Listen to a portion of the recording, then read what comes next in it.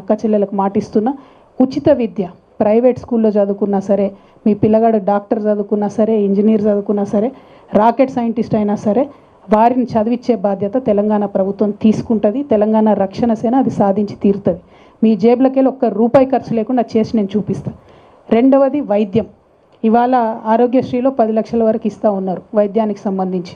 అంతకుముందు వైఎస్ రాజశేఖర రెడ్డి గారు ఈ పథకం పెట్టినప్పుడు 2 లక్షల రూపాయలు ఇస్తామంటే అసలు సాధ్యమవుతుందా, ఎట్లా ఇస్తారు అని మాట్లాడారు.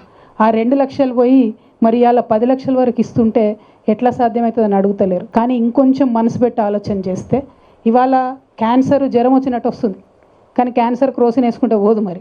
కాబట్టి క్యాన్సర్కి కావాల్సినటువంటి ట్రీట్మెంట్ ఏదైతే ఉంటుందో 10 lakhs, 15 lakhs, 20 lakhs, 25 lakhs ఎంత బాధగా ఉంటుందండి. కండ్ల ముంగట ఇంటి మనిషి చనిపోతుంటే ఆ వైద్యానికి డబ్బులు ఇవ్వలేనటువంటి వాళ్ళు చాలామంది ఉన్నారు. నిన్నగాక మొన్న గద్వాల్లో ఒక ఎగ్జాంపుల్ చూసినాం. గవర్నమెంట్ హాస్పిటల్కి తల్లిని తీసుకపోతే మా దగ్గర లేదయ్యా ఇంతకన్నా వైద్యం, దయచేసి మీరు తీసుకుపోండి అంటే ఓన్లీ 3 lakhs rupees అవుతుంది. తెలిసి కూడా ఎక్కడికి తీసుకుపోదాము, ఎట్లా తీసుకుపోదాము, ఆడికి తీసుకుపోయినాక 3 లక్షలు అంటారు, చేర్చినాక 15 లక్షలు అంటారు, మా పరిస్థితి ఏందని తల్లిని పోన్లే బతికింది కదా ఉన్నన్నాళ్ళని సర్ది పెట్టుకునే పరిస్థితి ఇవ్వాలని కూడా తెలంగాణ రాష్ట్రంలో ఉన్నది. అంటే ప్రపంచమంతానేమో లైఫ్ స్పాన్ పెరుగుతుంది, 90 years 95 years బతుకుతారు. తెలంగాణ వాళ్ళం ఎందుకు కాంప్రమైజ్ కావాలి? నిన్న మొన్న నేను ఈ పార్టీ ప్రకటన చేసినప్పుడు ఈ మాట మాట్లాడితే కొంతమంది విమర్శ చేశారు. ఎట్లా సాధ్యమవుతుంది అంటే, ఫ్రీ మీల్స్ పెట్టాలని ఆనాడు అనుకున్నప్పుడు సాధ్యమవుతుంది అనుకోలే, స్కూళ్ళల్లో సాధ్యమైంది. ఇలా దేశమంతా అదే పని చేస్తుంది. ఆనాడు ఆరోగ్యశ్రీలో 2 లక్షలు ఇస్తామనుకున్నప్పుడు సాధ్యం కాదనుకున్నారు, సాధ్యమైంది. ఇలా అనేక రాష్ట్రాలు ఫాలో అవుతున్నాయి.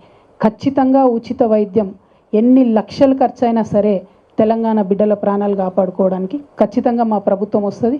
దాంట్లో ఏ కార్పొరేట్ హాస్పిటల్లో తెలంగాణ వ్యాప్తంగా ఉన్న వైద్యం చేయించుకున్నా ఎంత పెద్ద రోగమైనా ఎంత ఖర్చు అయినా మీ జేబులకి వెళ్ళి రూపాయి పడకుండా తెలంగాణ రక్షణ సేన ప్రభుత్వం ఖచ్చితంగా సాధించి తీరుతుంది. ఈ 2 మా పాంచజన్యంలో మొదటి అంశాలు. మూడవది వ్యవసాయం, చాలా ప్రాధాన్యమైనటువంటి అంశం. మా జెండాలో ఉన్న గ్రీన్ రంగు కూడా మా రైతన్నుల కోసమే, పర్యావరణం కోసమే. రైతన్నలు లేకపోతే ఎవరికి కూడా 2 బుక్కలు అన్నం తినే పరిస్థితి ఉండదు. కాబట్టి మీకు చేతులెత్తి మొక్కుతూ మీ యొక్క సంక్షేమం కోసం, సంక్షేమంతో పాటు మీ యొక్క గౌరవం కోసం, ఆత్మగౌరవం కోసం నేను ఒక ఆడబిడ్డగా తెలంగాణ రక్షణ సేన నుంచి అన్ని రకాల ఏర్పాట్లు చేయడం జరుగుతుంది. ప్రత్యేకించి ప్రభుత్వంలో మీరు ఏ కార్యాలయానికి పోయినా, ఎక్కడికి పోయినా మీకు పిలిచి పీట వేసి కూర్చోబెట్టి గౌరవించి మీ సమస్య తీర్చి పంపాలి. ఇవాళ ఏం జరుగుతుంది? 25 రోజుల నుంచి కళ్ళాల కాడ వడ్లు పోసుకొని, కళ్ళాల కాడ మక్కలు పోసుకొని 45 degrees ఎండల ఎదురు చూస్తూ ఉన్నారు. ఏ టీవీ ఛానల్ తిప్పి చూసినా కళ్ళాల కాడ ఉన్న రైతుల సమస్యలే కనబడుతున్నాయి. ఎందుకు మరి? ఎందుకు ప్రొక్యూర్ చేయలేకపోతున్నాం?